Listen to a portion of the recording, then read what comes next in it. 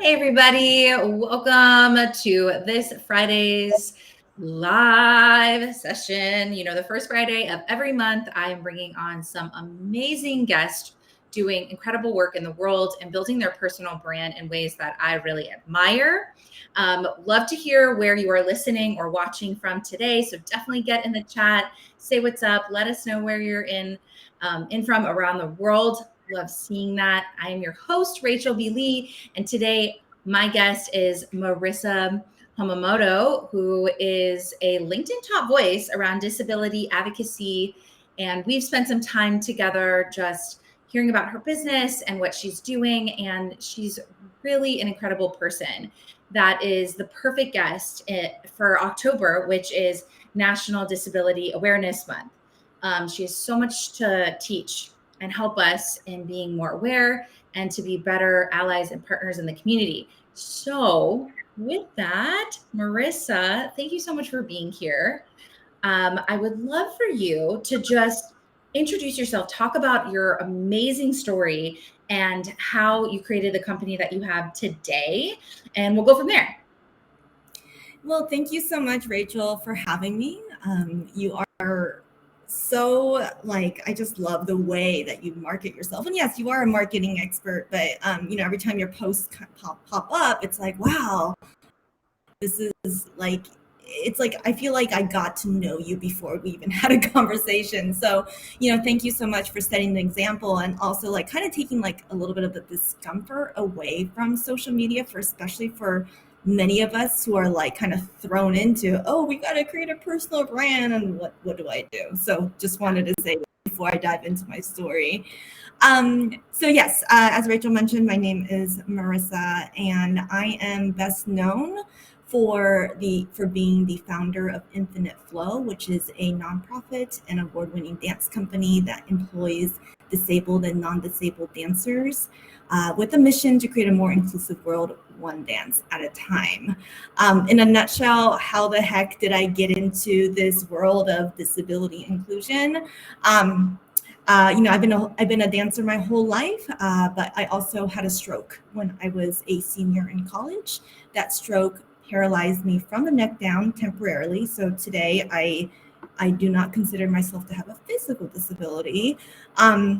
However, this stroke, which paralyzed me from the neck down, really was this moment in my life that changed the way I see things forever. So as I made a comeback to dance and recognized that disabled people didn't have equal access to dance, despite the fact that over 15% of the global population had a disability.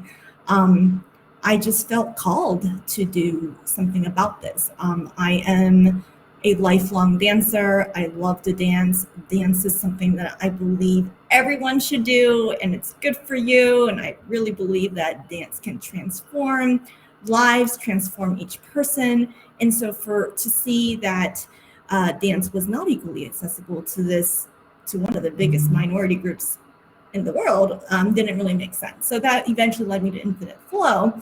However, just like with many stories where there's just so many layers, just other aspects of me being a disabled person is that I am also a late diagnosed autistic. Autism is something that you're born with. However, I was diagnosed with this just last year in the middle of my life. And so I chose to get diagnosed. I chose to get assessed for neurodiversity from all the work I've been doing with my dance company, Infinite Flow, and learning about neurodiversity. So that was last year. Now, adding to that, recently I was in a car accident where let's just say I survived the car accident. Someone hit me really bad from the back. However, and my car spun a couple times and I could have died, but I survived. I am around a lot of spinal cord injury survivors, a lot of motor vehicle accident survivors. And so here we are, 8 years into building my dance company, and another layer of disability has kind of entered my story, which I am still processing all of that. But I definitely, as someone that's heard so many stories from spinal cord injury survivors about their lives changing in one moment, this was one of those moments where in one moment I could have died. In one moment I could have gotten a brain injury or spinal cord injury. I didn't. I am dealing with some whiplash symptoms during the recording here. So anyways, with all that said, I am just so grateful to be here, first of all, and just confirmation that I'm here on this earth as part of my life mission is to create more inclusivity for disabled people. Yes. Oh my gosh. And a lot. Living, you are a gift for the world and from the above, right? To educate people and to really bring awareness around so many people have disabilities, so many people have things going on that we're not aware of. And that's something I want to start with because it is, National Disability Awareness Month. And so awareness, right? Can you just there's lots of different, you just discovered you're neurodivergent. Like when we talk about awareness, what are the things that we should be more mindful of to make sure that we're being inclusive, the things that we can see and not see? Can you kind of explain that a little bit so people get what we're talking about? Yes, absolutely. The question you asked could be a 4-hour conversation, but I'm just going to speak freely with what kind of comes to mind. So, first, learning about the statistics that 1 in 4 Americans, that is 61 million Americans, have a disability. Globally, over 15% of the global population have some sort of disability.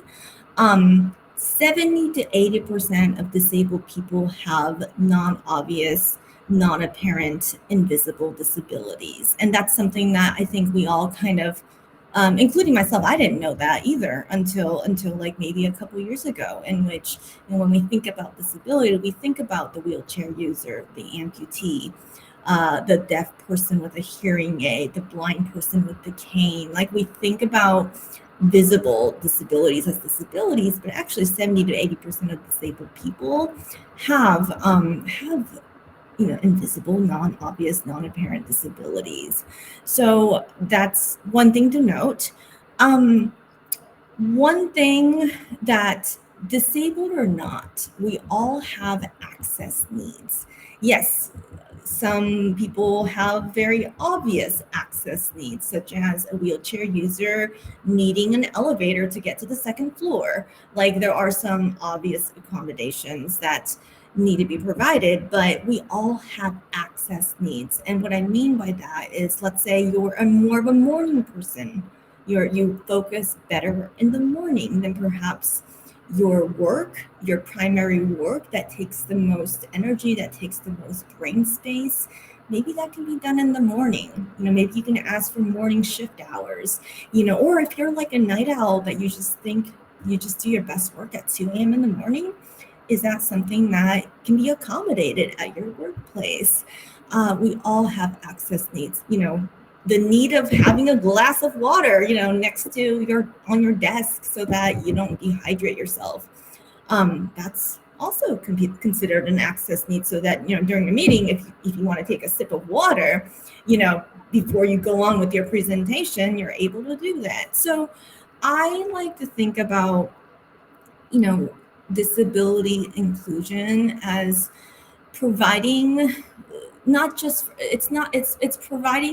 providing spaces and places, for not just disabled people to do better work. It's for all of us to be able to meet our needs and have our needs met so that we can do the best work possible. And the thing with disability inclusion is that it's got a ripple effect. When one person is accommodated and we realize that accommodation led to positive results, then that culture can, spread. So Yeah, but I like to think about disability inclusion as not just for disabled people, but again, we all have access needs. Of course, of course. When you talk about the 70-80% people have disabilities that are non-visible, what sort of things is this group experiencing? How are we, as an employer, right, as a teammate, how do we know so that we can make sure we're being inclusive? And awareness is the first stage, but maybe somebody doesn't know. Yeah, okay, that's to speak on that a little bit. So when we some diagnoses when it comes to non-apparent invisible disabilities include neurodiversity, intellectual disabilities, learning disabilities, chronic illness, deaf, being deaf, hard of hearing, blind. Some of these folks, it's not so obvious. And there's many other like I would say diagnoses that fall into the category of non-apparent, non-obvious disabilities. And a lot of these disabilities are oftentimes not diagnosed until midlife, like myself. Like I I was not diagnosed with autism when I was a child, when it was my own choice in very recent times that I decided to go get diagnosed, because for me, what I've learned through doing my work is the diagnosis actually gives you clarity, and that clarity leads to confidence. So for me, in my case, it's like with my autism, um, a lot of the diagnostic criteria around autism, these were things that I thought were wrong with me. For example, not being able to read social cues, or I'm sorry, I'm laughing because I do, some of this I have learned to laugh at myself, is sometimes I don't get jokes. I don't get jokes. And I'm laughing because a lot of my dancers kind of laugh at me, and I got used to being laughed at, and I take this like kind of lightly too. But as a kid growing up, when you don't get a joke that your friends are all laughing about, or you're watching TV, some kind of like comedy sitcom, and everybody's laughing except for yourself because you don't really get it, it's embarrassing. So Yeah. I used to think something was wrong with me. To this day, I occasionally text a friend going, "Can you explain this to me, please?" But there we go. But Yeah. but the interesting thing is, now that with my diagnosis, I know, oh, okay, this is just part of my autism. I'm more comfortable asking people like, "Hey, can you explain that idiom? Can you explain that joke? I'm just not getting it." And I don't feel so embarrassed about that. And the interesting thing is, the people around me are more than happy to explain. And it's just my perception of feeling embarrassed. So what I realized, and what I realized with my autism, is that there is nothing wrong with me. This is just an aspect of me. If we're talking about business and employment, there is so much stigma around disability that disclosing your disability is still very, very challenging. It's still very challenging. I hear this from my clients. I hear this from many people that work in HR, saying, we want to accommodate, but we don't know who needs accommodations. So as leaders, we want to create a space where it's safe for people to disclose their needs. It's up to that person to disclose their disability, Right. and to who they disclose it to. Maybe they disclose it to the head of HR, but not to their team. That is up to them. But in terms of being able to go, "Hey, here are my needs," like that needs to be destigmatized. And so part of my work, with Infinite Flow, my dance company, is, we're showing disability inclusion in a very beautiful way. That when disabled people are included, like everyone else, and we work together, beautiful things can be created and made. So, and that's something that I think what when someone asked me the question recently, they said, what keeps you going with this work? Because, I'm creating something that doesn't exist in some ways. And for me, I just always keep in mind that disability inclusion leads to amazing things. I mean, some of the greatest inventions in the world have been designed for disability. For example, the typewriter was created as a result of a blind woman wanting to write a love letter in her privacy. Like, again, what the heck? Blind woman wanted to write a love letter in her privacy, and her friend said, all right, let me invent something. And that became the first iteration of the typewriter. Email was invented by a deaf engineer wanting to communicate with his deaf wife at a distance. And oh my gosh, email has revolutionized the way that we communicate. So, there's just so many examples historically where disability inclusion has led to amazing innovations and things. And so that's what keeps me going. So, I think within any workplace, we really want to destigmatize the disability by showing the potential of what inclusivity and creating belonging can bring. But one more aspect now, kind of more on the customer facing marketing aspect of disability inclusion. I don't know how to respond to this quite, yet. But one thing I'll say is, as someone who, as a disability leader within Los Angeles and running this dance company, in our general inbox, I get a lot of casting notices for disabled talent. And I would say 90% of the time, they're looking for visibly disabled talent, looking for actors with visible disabilities. And that excludes me, for example, and I mean, if the role or the opportunity is something that's worked for one of my dancers, I will submit them, and of course I do that. But then it's also very, I would say it gets kind of tiring after a while when you feel like, when that 70 to 80% of disabled people, have non-obvious, non-visible disabilities. And yet, when people think about disability representation in the media, they're looking for the visible and the obvious.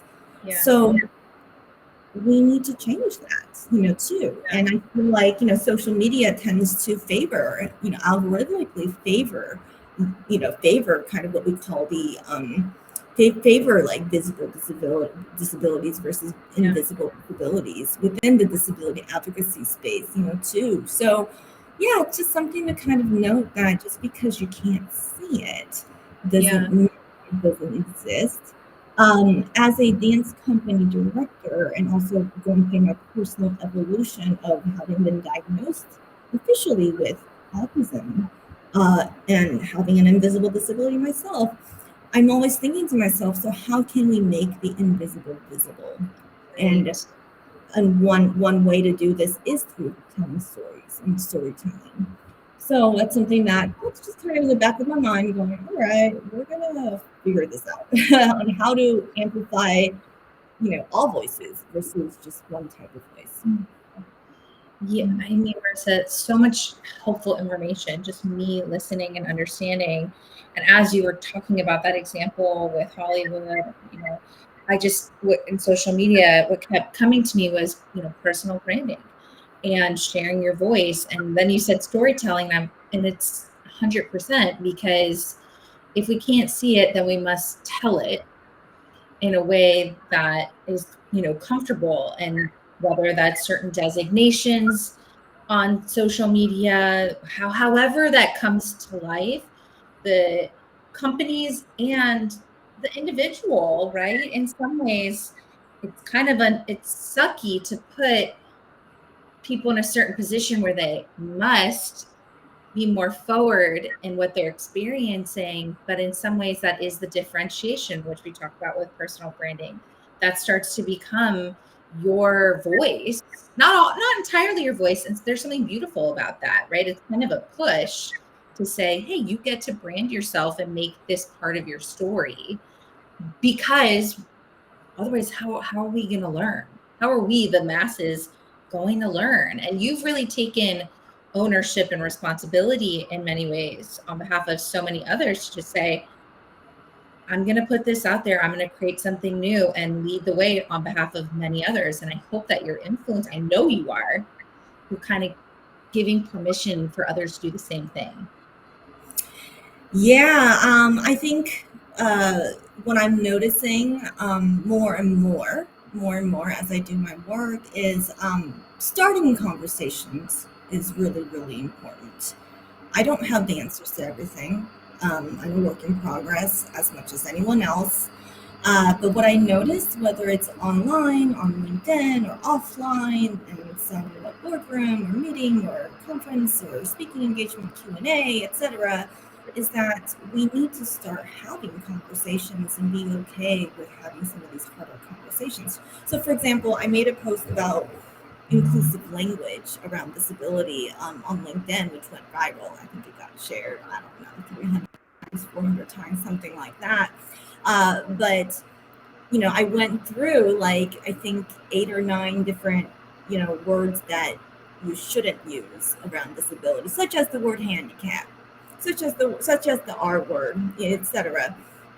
And there were probably about 200 comments that came into this because not everyone agreed with what I wrote, which is totally okay. It's totally okay. It's totally okay. People obviously needed a space to share. Like, for example, I had a fellow disability advocate say, I don't see anything wrong with the word handicap. Like, and then an argument follows after that, and honestly, it's not having these conversations and ignoring and almost making it seem like the issue doesn't matter. That is the problem. So, so I am here to kind of I'll just say from a disability advocacy standpoint, yes, I want people. I think we want to keep things positive, and instead of just continuously complaining about the problems, we go, here's the possibilities that can come when we really practice inclusivity and we create belonging for everyone. I think it's not necessary to be a disability inclusion expert to practice disability inclusion or inclusion just altogether. I think the questions we want to ask ourselves is, who is left out? What can I do? How can I make a difference? Like, who is left out? And that might not necessarily be someone with a disability, but I think sometimes because we only are in our little bubble and we only know what we know in the moment, that we sometimes forget who we've left out, whether that's at the table, that's at a party, like whatever, whether it's personal, professional. Sometimes like we kind of overlook certain things. So kind of asking yourself, who's left out? Who is not included in this conversation? Like, I think asking yourself that. And then it's like, okay, so how can we include that person? Like, what is it we need to do to invite that person or make that person, feel more welcome in the space? And again, even though, again, I knew nothing about accessibility or disability inclusion 8 years ago. I had to learn it as I did it, but my heart was there. I said, okay, dance should be available to everyone. Dance is a universal language that belongs to everyone. These people are not included. How are we going to make that work? And it's just that much of a thought process. I think from if we're talking about workplace, business, having disabled people at the table in your workforce is really, really important. I think it's so common to make assumptions around someone around disability inclusion. But we want to actually bring those people to be part of the team. It's actually the easiest way. You don't have to, it's actually the easiest way to make disability inclusion happen is to have disabled voices. And that way, like naturally, just by practice, just by like the daily interaction and practice of work, you create inclusivity because you have to, I also want to tell like disabled people to not be afraid, not disabled people or not, like access needs are access needs. We all deserve to be able to do the best work possible. And if some of that requires some accommodations, and it's okay to ask for it. And it's a conversation. If your employer is new to this accommodation thing, take a moment to just connect and see what can be done. Likely that employer also needs accommodations in some way, shape, or form. We all do. Yeah. So, I mean, and that's what's so important about what you're doing, Marisa, in terms of your group, your dancers, and the speaking that you do, is to sort of start creating the conversation that you're talking about. It's like sometimes you need an outside perspective to come into your company. You need to see something beautiful and artistic to open people's eyes, and then kind of just spark the conversation. So, I mean, Marisa is an incredible speaker, and her dancers, I mean, they do amazing work, and they go into companies to do just this, and I think those are some ways that companies really, really, really can start a conversation that's not easy. It's not easy for people. Yeah, and I tend to be, as a speaker, as a performing artist, I tend to be a bridge. I tend to be a bridge between those who are very new at the concept of inclusivity, whether it's around disability or not, and to now consciously be, okay, I want to be an inclusive leader. Like, I want to be part of the change. Like, I'm the bridge maker, I'm the bridge maker. There are tons of people that can now also, I don't say tons, but there are many great experts around now how to create that. It's what I call accessibility 101, inclusion 101, and definitely I want to give these experts the space to actually go in and do the tangible ABCD. But I'm like the bridge. We all, we have to always start with our hearts. Our hearts have to be in the right place for anything to move. You can't start from checking boxes. Like, I think one thing that in the very, very beginning of the pandemic, where, I went from being like doing a lot of performing things to then suddenly being in this virtual space where I became a little more of a consultant and speaker and thought leader. One of the first things that someone asked me is, could I get a checklist, to make my business inclusive? And I said, and I was very uncomfortable being asked that, and the reason why is it's like, well, a checklist, like, I don't know. Is that it? No, it's like, it's not just because you've checked all the boxes of some list doesn't mean that that's it. That's all, And I think so. I think before we go into lists, and yes, lists are important. I can't say that lists are not important, but before we go into a checklist, we want to place our hearts and our minds and our souls in the right place, So, yeah. And then once you're like, okay, I am there, like my heart is there, then everything else will fall in its place a lot more smoothly. And there won't be like this gap between intention and impact, which will happen. A lot of conflict happens where intention and impact don't match because the hearts were never in the right place to start with. Right. I mean, so powerful, so powerful, Marisa. Thank you. I know I feel like I've learned something today. I hope if you've been listening that you have some more awareness. Marisa, also, you share a lot of content around this. Best way for people to keep in touch with you on LinkedIn, on your website. You're also on Instagram. Anywhere else, anything that people want to reach out? Is it best to do that on LinkedIn, Instagram? Yeah, we're on LinkedIn right now, so definitely connect with me on LinkedIn. I do have a monthly newsletter now. I finally launched, so you can find that on my website. And yes, and I'm also newly creating content on YouTube, so definitely find me on there as well. Amazing. Amazing. Thank you so much for being with me today, for teaching me a little bit. I have so much more to learn. If you have any questions, please write them in. Please reach out to Marisa. Keep up the work that you are doing, Marisa. We need you. We need you to help lead the way. So grateful to have you. And we'll see you back next month for the next live. Really appreciate you hanging with us today. Hope you have a great rest of your month. And thank you so much, Rachel, for creating space for me to just share a little bit about myself. And that's definitely a big part of allyship, is to be able to kind of create space for more voices. So thank you. Of course. All right. Thank you so much, everyone. See you soon.